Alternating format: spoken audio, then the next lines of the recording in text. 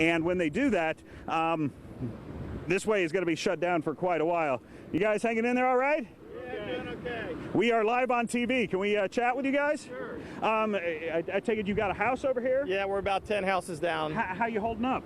We're doing good so far. I was actually really surprised. We were here for 3 other hurricanes, and this doesn't look near as bad as Francis and Jean did when they came through in '04.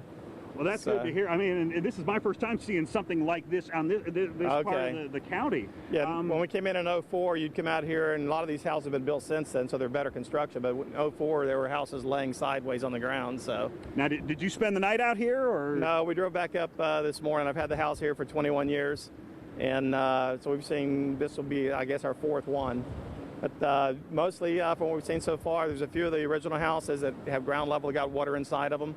Mostly it's docks that are damaged pretty badly, and overall most of the structures are looking pretty good for what they went through. Now, is this your insurance guy here? Actually, we both are. Oh, yeah. You guys are in the insurance business. We're with Allstate. We're Bradley Insurance Group in Pompano Beach. So you are going to be quite busy if you're not already tending to your home. We've got a lot of people in the office already. We reopened this morning at 10 a.m., so we're helping customers out right now. What is the biggest thing you're hearing from customers today? Mostly it's we're getting a lot of auto claims, damage from flying debris. Some flood calls have come in, not as many as we're going to probably get over the next couple of days. A lot of people don't realize that we're open again.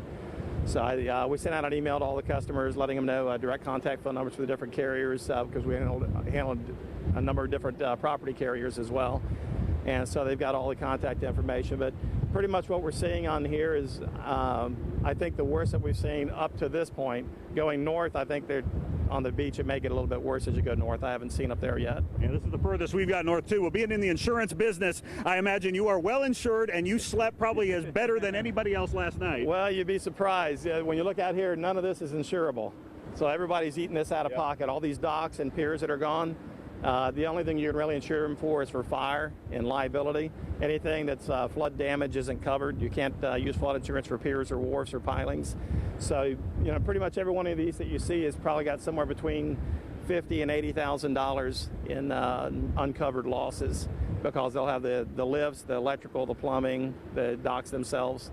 Now, when you own a boat on this side, I take it this is really the safest place for you to moor that boat, not really a harbor that you can take it to. You just strap it to your dock and hope for the best? Yeah, and the higher you can get it, the better. You can see a number of the boats that were down here that are up high. When you get down a little bit further, you'll see our house. We have a 20-foot Sea Pro up on a lift, and we have 2 wave runners up on the lift. Those are still up in the air, but they look more like Stiltsville in Miami now because the end of the dock is gone. So all you've really got is the pilings, and the boat and wave runners are up in the air. The ones that were down lower, when I was here day before yesterday, no one had left them that I could see tied in the water. They were that smart enough not to do that.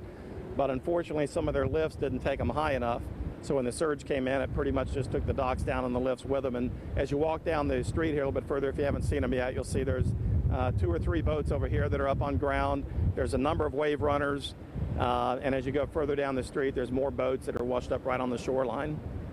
Well, it's tough to see, but we're glad you're doing okay. We're glad your home is okay. Appreciate you guys coming out here. Are you Channel 6 in Miami or? News 6 in Orlando. In Orlando, okay. I wasn't sure which one. We're right on the line here. Right on the line here. You guys are Indian River. Well, I wish you guys the best. Hang in there with everything. I know you're going to have some work to do. A lot of work to do here on this part of Indian River County, just south of the Brevard County line. But we're going to be staying here throughout the day and show you what we find here. Back to you guys.